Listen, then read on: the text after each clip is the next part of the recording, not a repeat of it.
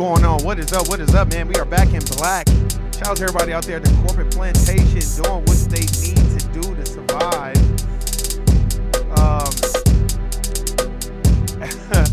We got a great one for you, man. Shout out to David. Shout out to Tasha, Shawnee, Erica, everybody in the building, James Youngblood. Like I said, I just been recording, just sitting on live because I don't know what the fuck's going on with the live. I kind of like doing it this way anyway. I just like to change it up anyway. But anyways, shout out to everybody out there, man. We got a great topic. And we're going to talk about, I know y'all remember that black teacher, the older black teacher, and that Mexican was calling, or the Latino was calling him nigga and all this other stuff, but he restrained himself. Well, we got another topic today where this black teacher was not having it in Richmond, California. I don't even know the brother's name, but he may be proud. People might not like that, but sometimes you got to take matters into your own hands when kids are being disrespectful and unruly. Let's get it. Let's get it. Man. Shout out to everybody out there, man. This is going to be a quick one. Man, I was, man, this shit kind of had me rolling, though. California substitute fired for slamming student to ground after being called the N-word. After footage of substitute teacher pushing a minor to the floor surfaced online, he was immediately terminated. The incident occurred January 23rd at Richmond High School in Richmond, California. The post-California substitute fired for slamming student to the ground after being called the N-word appeared first on Blavity. After allegedly being called the N-word by the student, the black substitute teacher slammed the teen to the ground before tossing him out of the classroom. The incident transpired in a freshman-level introduction to ethic studies class. The teacher believed the student's prior use of the derogatory word was disrespectful. During the confrontation, you can also overhear a student asking the teacher, "You're going to fight with the student?" It's unclear whether the teenager himself or one of his classmates posed the question. The educator insists that he wasn't trying to fight and that his hands were behind his back. While shoving the teacher twice, the student can be heard saying, "I am not playing with you, bro," before the instructor loses his temper. The teacher aggressively grabbed the student, threw him to the floor, and demanded him to say it again. According to the Black Atlantic Star, the instructor was fired on the spot. The following day, hundreds of students participated in a peaceful protest organized by the Black Student Union. The demonstration was in response to the prevalence of the N-word on the campus.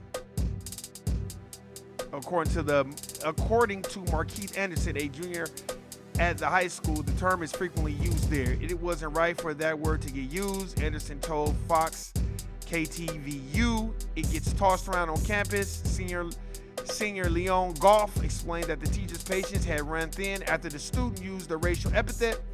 "I think the teacher was just at his limit because at Richmond High, the word does get tossed around a lot, so we just want to stop it," Goff said. The teacher's actions regarding the racial slur were met with condemnation from Rogelio Casales, a student at the school where the incident occurred. "There is no justifying it. I think he could have taken better precautions, like calling the principal or some other authority. It was a bad move. I'll say that," he said. Casillas also praised the instructor, saying that based on his time as a substitute in his class, he was a pretty cool guy. On Wednesday, video of the incident spread across social media, and viewers were split on whether the teacher was out to be charged. Black Student Union advisor Kyra Easter reported the nonviolent protests began during lunch and continued until the end of the school day. She expressed her pride in the student for spearheading the initiative. The phrase "we stop, you stop" was created by the group. She hopes that the incident will lead to the shift in campus culture. Although the Richmond police are conducting an investigation, it is still unknown whether the teacher will face criminal charges. Sergeant Donald Patchett asserts after the police turn over their findings, the district attorney's office will decide whether or not to charge. Both felony and misdemeanor battery charges could be brought against the teacher. So let's hear. We're gonna hear what happened. Let me turn this down so we can hear exactly what happened, and we're gonna go through it. Let's see. Or you gonna fight with a student? You heard what I said? Yeah, you ain't saying it though. Yeah, you ain't gonna say it though. You ain't gonna say it though. Step out there, nigga. Say it again. Say it again. Hey, I don't care. Stop swinging. I ain't swinging. My hand behind my back. Yeah, you ain't playing, so then swing. As I'm watching the video, this Latino kid or white Hispanic is bumping into the substitute teacher. So you gotta watch the whole video. He's bumping into the teacher. That could be found as assault too, and the teacher could be defending himself. See, people are just going off the end of it. But if you watch the whole video, this kid is bumping into him. See, that's the thing about kids. That means he must don't have a dad in his life or family that's like, you don't play with adults. You get hurt. See, in the jungle, a cub is the prey. And if the cub go wandering off, he gonna get killed. And see, this generation now think they can just talk crazy to adults and don't think that adults ain't gonna kick your motherfucking ass. And two, other racial groups think they can use the term nigga loosely like it's not your term. See, all these other racial groups want to be black until the cops come, until white folk come around. And then they don't want to be black no more. See, they want to use our culture like it's a pair of Jordans. Well, let me wear these Jordans. Let me wear these motherfucking 501 jeans. Let me wear a Jordan jersey so I can look cool because this is cooler. And then when it's not looking cool, I'll just put it back in the closet and I'll go back to my roots and wear cowboy boots and sing mariachi music and all this other shit. That's the shit that I don't like. Just stay your ass over there. What's up? Call me that word then. You didn't say it though. I bet you ain't gonna say it no more. I bet you ain't gonna say it, bro. I'm not playing with you, bro. You ain't playing with a student. I ain't fighting no. I'm not playing. Oh, thank you. And that's why slam that motherfucker. Say it again. Say it again.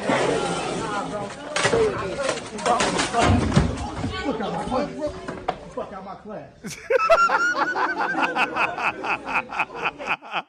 That nigga told him, hey, get the fuck out of my class. I'm sorry, people may not agree. Maybe he was a little bit too violent, but y'all have to understand, man, we can only take so much and we can only have so much patience, and everybody doesn't have patience like Job.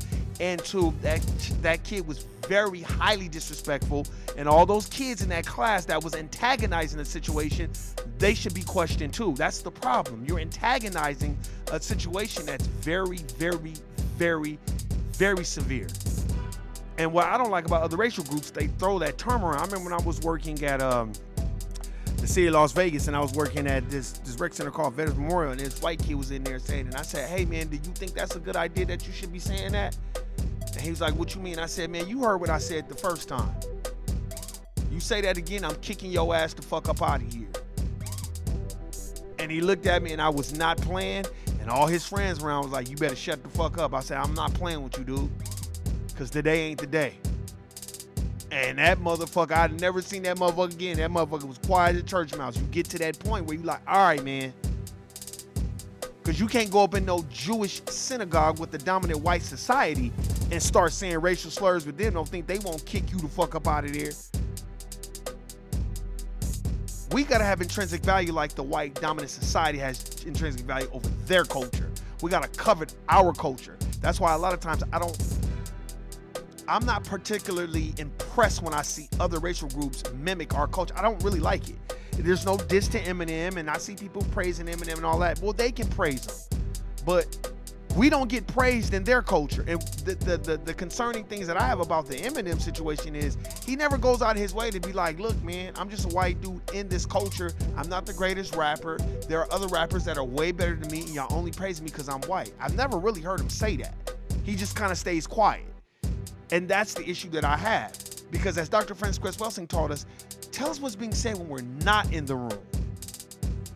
And a person that is not going to speak on injustices, then you're part of the problem. You're not a part of the solution.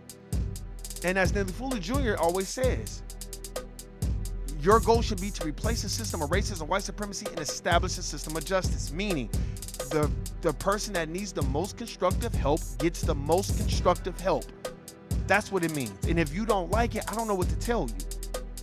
But we have to have more of intrinsic value, like I always talk about. And two, another thing we got to start looking at, all these other racial groups and we have to understand what the fuck is going on. You know what I mean? And you know, the reason why I say that is because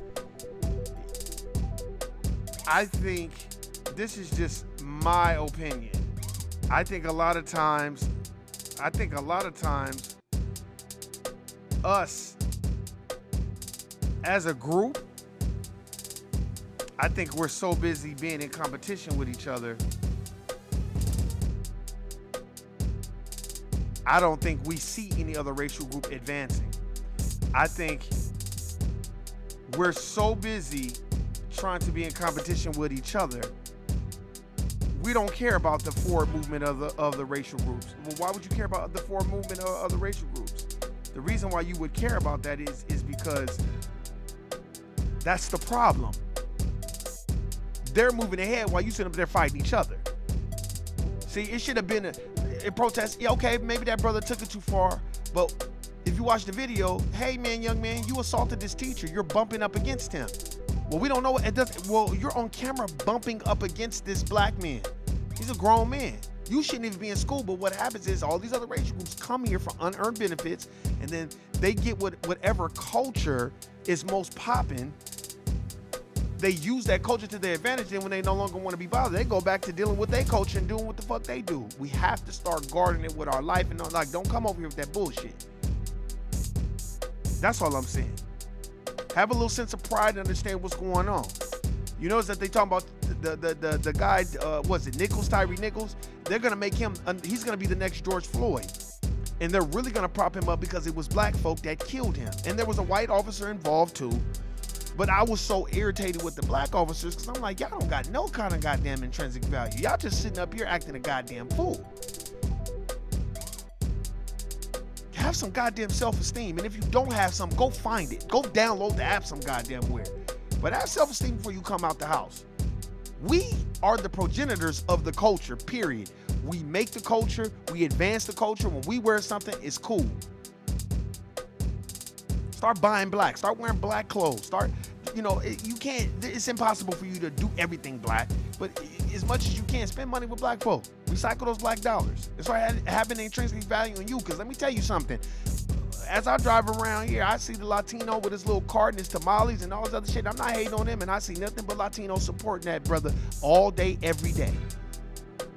But when it comes to a nigga, and shout out to the people that support my CMOS, but when it comes to a nigga what sells CMOS, motherfucker want to be a scientist and go look up all the ingredients and, oh, this is bad for you. I was like, man, get your punk ass the fuck up out of here with that bullshit.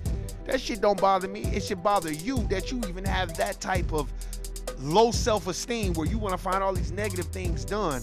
Wait till they start selling CMOS in the goddamn stores. These same fucking black people are going to be coming back talking about, yeah, man, I just bought my CMOS and such and such.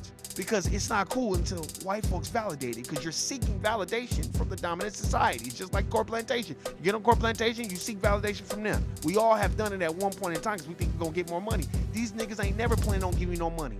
As Dr. Claude Anderson said, a job is meant to maintain you, not to make you rich. Man, shout out to everybody out there. Hey, it's been fun. It's been good. You already know me. I do 10, 15 minutes, and I'm out. You already know my famous words. Guilty, nigga. I'm out. Peace.